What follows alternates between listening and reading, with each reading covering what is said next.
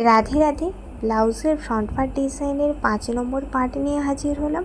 এখানে আমি তোমাদের সাথে ব্রাকাপ বসানোটা শেয়ার করছি।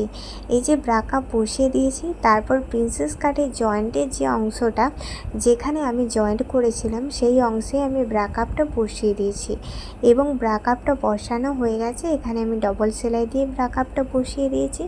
এবার এই চারপাশটা আমি সেলাই করে দেবো, যেগুলো খোলা অবস্থায় রয়েছে।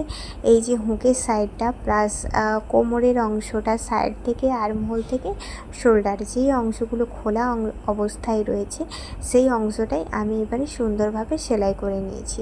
তো সেলাই করা হয়ে গেছে। এবারে আমি এক্সট্রা যে ফেব্রিকগুলো বেরিয়ে আছে সেই অংশগুলো কাটিং করে দেব। এখনও একটু সেলাই বাকি আছে, যেগুলো আমি পিনসেট করে দিচ্ছি। তো পিনসেট করার পরেই সুন্দরভাবে সেলাই করব। না হলে কি হয়, ব্লাউজের লাইনিংটা কোথাও এঁকে বেঁকে যায়, ঠিকঠাকভাবে আসে না।